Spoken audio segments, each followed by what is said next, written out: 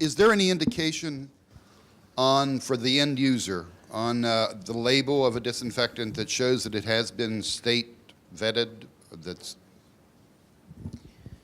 Not typically. Occasionally there'll be some indication where it's manufactured, and that's usually a good indication that it's been state registered. Some of the states have gone electronic, and you can actually go out to their websites and you can check, but it's just a handful. I think Ohio, Texas, I want to say North Carolina. You can go out to those websites and actually look what's been state registered. There are pretty good search engines on those. You can even see the final printed labels for some states too. You said the EPA is starting to look at green certification, considering it. It's being discussed. Okay, do you have any timetable when you think they might honor that? And number two, assuming they might accept Green Seal or Ecologo certification, do you think then all the states are going to go through their own process too and decide, you know, we'll accept Green Seal, maybe we won't accept Ecologo or something like that? A great question. I think the pressures are there, and of course EPA has their own certification system called Design for Environment. It's a different area of EPA, so it's kind of funny that one arm of EPA won't accept the other arm of EPA's program. But right now the feeling is that the precautionary and first aid statements on a disinfectant and the care that you need to take with it are sort of counter to this idea of green and environmentally safe and that kind of thing. And I think until they get enough political pressure to push them over that, I'm not sure what the antimicrobial division is going to allow, but I think the pressure is building to push towards something, especially with all the individual state legislatures adopting laws that require green disinfectants. And we don't really have such a thing yet. So the legislation's getting ahead of the regulation, so something will happen with that. And I would like to hope that they would do something that would also be done cohesively with the states. And there is a state collaborative organization called APCO that interfaces with federal to try and coordinate that so we don't have 51 different opinions. But it doesn't always work that way. And we do sometimes have particular states that will say, I don't care if federal has approved something, I'm not going to approve it. So I think we're still years away, but I think it will come eventually in some form. John Banta, Restoration Consultants.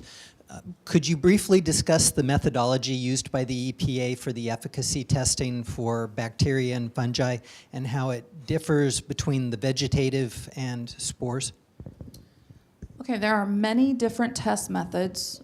They can be found usually either under AOAC standards, under ASTM standards, and then there are some that the EPA wrote themselves 50 years ago, all of which are kind of out of date and don't totally represent what you actually have to have in your data pack when you go in order to be successful getting through. That said, what they almost all have in common is they fall into sort of two types. One is you dry bacteria or fungal spores onto a surface. That surface is contacted with the disinfectant. Some studies submerge, others it's sprayed on, or if you have a towelette, it's kind of wiped on. They sit for the contact time, survivors are recovered.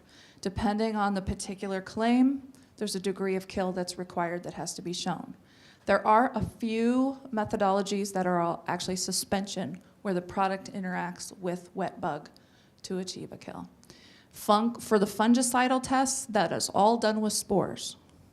There are, again, the same thing. They dry fungal spores down on a representative hard surface, and you can choose porous surfaces or non-porous surfaces to get the fungicidal claim.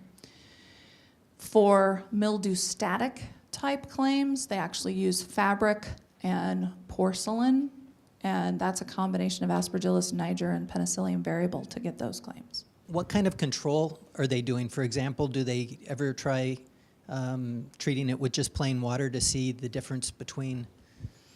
For the mildew-stat studies, there are untreated controls that go right alongside, and they have to show a certain amount of growth in the conditions before the study is even considered valid. There's also sterility controls, purity controls, neutralization controls, all that stuff goes along. You won't find those written in any of those methods yet because it's so difficult to roll those methods over, but that's what you have to have when you get to the agency. None of them are, they're usually not treated controls, they're usually parallel, untreated controls. How do we know how effective just plain water might be? Well, because you're in a registration process for disinfectants, it's sort of, that's a voluntary process you've chosen to be in. So those kinds of things are there, and sometimes they're done. They're usually out in the literature. But if you have a disinfectant and you want that claim, that's actually not a control that's asked for at this time. And from the remediation restoration area, EPA is very intensively looking at this, and they're making up all kinds of new hurdles. So it's a whole new area, but traditional hospital or general fungicidal claims, that kind of covers it. Yes, sir. Lynn Kraft, I'm a janitor. Just curious, all of these things are done in labs, the testing and all.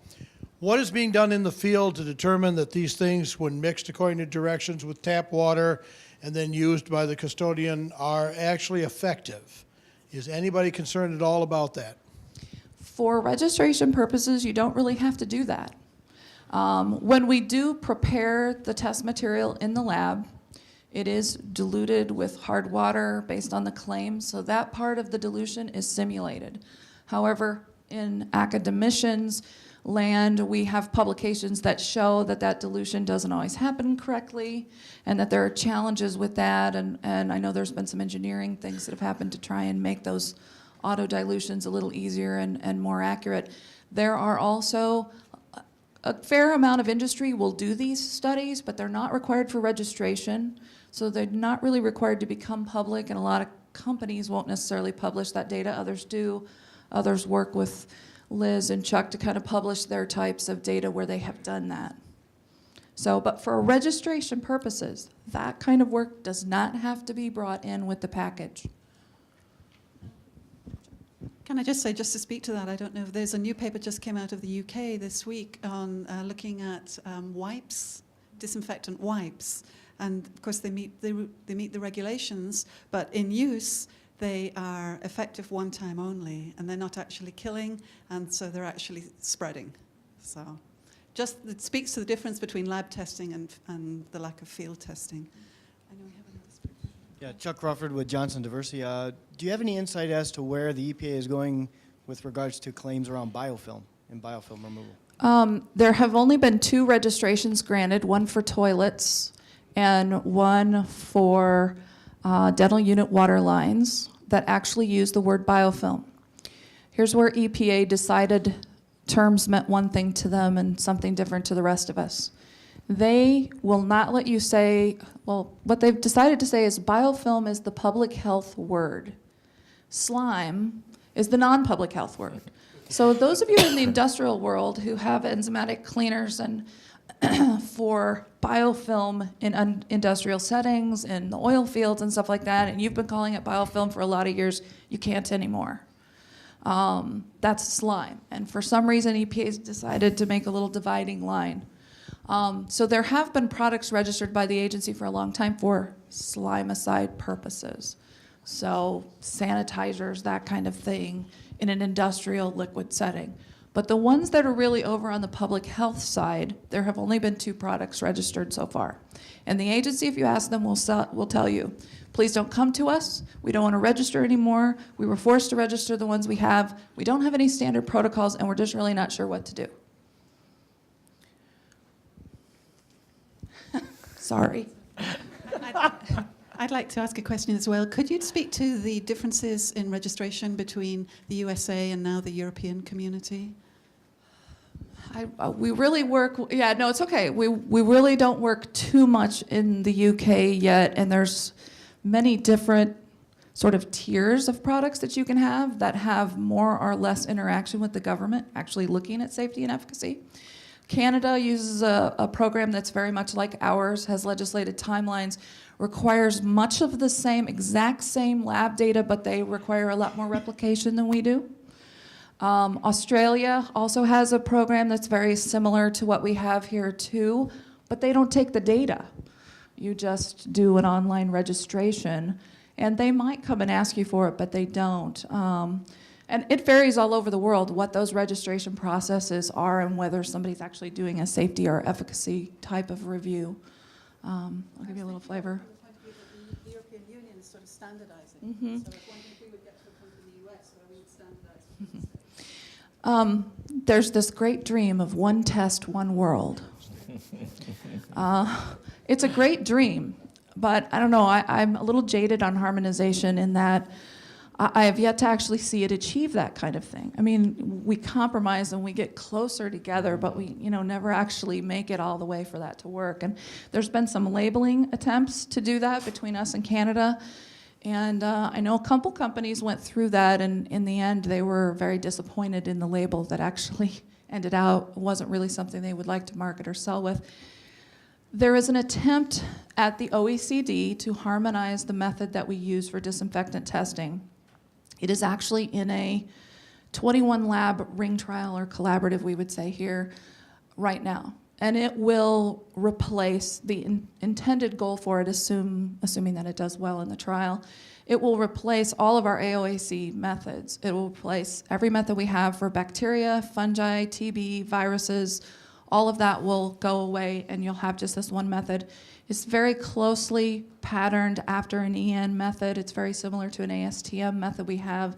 Dr. Syed Sattar pioneered it, and he's the consultant that's working through this through the ring trial. So the problem with that method is, I've used it myself, it's very much more reproducible than what we have now, and it is quantitative. The problem is it is extremely more difficult.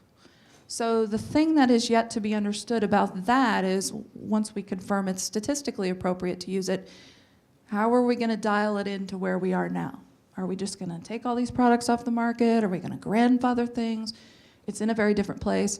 And then I've also seen some data that suggests with certain organisms it might be a little easier. So it's a difficult thing to try and change and improve these types of things. So. And I guess mainly for Dr. Gerba, but for anyone else as well, is most of what we have heard this morning is about pathogens and their level and moving them to zero.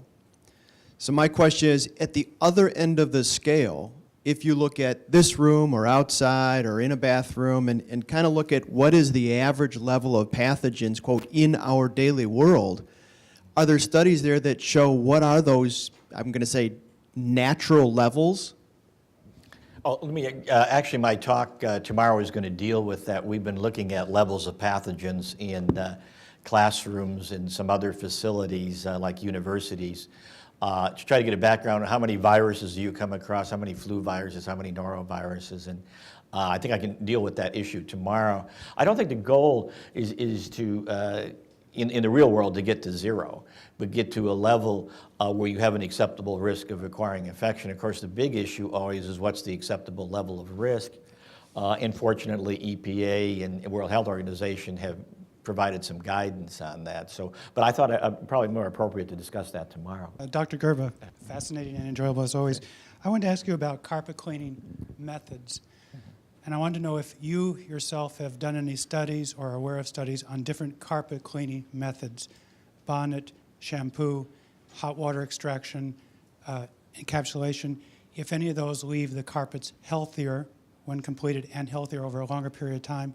And I wanted to know also if you believe hot water, water over 200 degrees or hotter, leaves the carpet healthier when the carpet's cleaned initially and over a longer period of time. I haven't personally seen any studies that were quantitative enough to compare all of those at one time to look at that. I don't know, Liz, have you ever seen it? Maybe. Without an answer, the thrust of the question is very appropriate because akin to Dr. Dancer this morning on the value of cleaning, just cleaning, proper cleaning, effective cleaning, continuing to clean in a more frequent way to reduce the level to something more normal as background. The same analogy applies to carpet. The cleaning is absolutely critical, and it's critical that you do it right, that you do it well, and that you do it be done regularly enough. But within the people who are not from the textile furnishings or carpet side, this is an ongoing focus of very serious attention, which is the importance of cleaning and which cleaning methods. We will have one or two more papers that will look at some of those issues, in fact, later, not specifically to address the answer, but the question is very pointed because the major response is appropriate cleaning is the answer done well and done sufficiently, and where is the research which really needs to come forward to show how best we can maintain carpet or any other interior surfaces, including textile surfaces, and do that in a proper, healthy way. And that's critical research that needs to be done. We'll hear a little bit about it in the next day or two. You've indicated that the bacteria are growing in the vacuum cleaner bag, and that certainly throws a monkey wrench into a piece of research that I'm going to be presenting tomorrow. From the standpoint, actually it doesn't, and I'll explain tomorrow why not. But conventional wisdom is there's a moisture source that's necessary in order for the bacteria to amplify. Have you checked the moisture in the vacuum cleaner dust and what levels are necessary in order for it to be actually growing as opposed to just being a source that's collected? I think that's a good question. I can't really answer that. It might be related to the types of food particles that are vacuumed, areas where there may be more moisture, like the carpeting may have gone to a kitchen floor where it might have picked up moisture. And all of those factors together may have created a condition. But no, we didn't actually measure the moisture inside of the bag, but I think that's probably a critical item, because that's where you saw more growth rather than in the bagless type where you didn't really see much, except for the general bacteria that were there. These were household, by the way, vacuum cleaners, if I didn't mention that too. But those are good questions. I just don't have an answer for it. David Kaiser, Association of Residential Clean Services. Two quick questions. Humidity levels where you found carpet bacteria growing. Did you measure that? And secondly, bacteriostatic bags that claim to have antibacterial properties or bacteriostatic properties, were those looked at all? These brushes were sent us from around the country anonymously, so I don't really have the exact location, but they represent a spectrum that were collected around the country, so I couldn't really answer that. The second question, I can't really answer that one either. Sorry. Lindcraft again. A lot of us in commercial cleaning have access to wide area vacs. Sometimes they're encapsulated. You can collect stuff in a small bag, but most of the time they're great big shakeout bags and things of that nature. They've been around for years and years and years. Have anybody done any studies as to the effect of this on the cleaners who are going to be emptying those bags and the immediate area around? Obviously, we've got some problems here that probably we haven't been thinking too seriously about. We know there's filth in the bag, but how serious it is. What precautions or whatever should we do on this stuff to make this a little more widely known and exercise a little more caution in emptying? Yeah, I think, from what we've seen, and I haven't looked at any institutional dust collected, that I think, you should practice proper hand washing after you clean one of these receptacles. And it may be worthwhile to even wear a mask, too, so you don't inhale anything. My concern there is with viruses and that you might be picking up, too. So I think you should exercise caution. I don't think you should do it in the hallway. I think you should go to a location where you're not going to contaminate, because obviously if you shake this out, you're creating a dust cloud that's going to settle out all over. But it might be advised, particularly maybe in healthcare institutions, that it may be more critical there, because you've concentrated potentially a lot of nosocomial infections. You might have sucked up all those Clostridium difficile spores, concentrated them in one place. And of course, the higher the dose, the more likely you'll get an infection. But it did raise a question in our mind, like, gee, how exposed are the people actually doing the cleaning? Are they at a risk that maybe we didn't perceive? But I think that's an unanswered question right now. I just want to say, last year I worked with Health Canada. They've produced a brochure that they're actually distributing to consumers on advice on handling vacuum cleaner dust to protect them. So I'd like to bring this morning's session to a close. I'd like to thank all three of our speakers for their excellent presentations. I'd like to thank you for the audience for your excellent participation and wonderful questions. I don't think I've been to a meeting for many years where we've had so many questions from the audience. So I think it was a good start to our conference. I know Steve wants to make a 30-second announcement, and then I'd like you to show your appreciation one more time for our speakers. Thank you.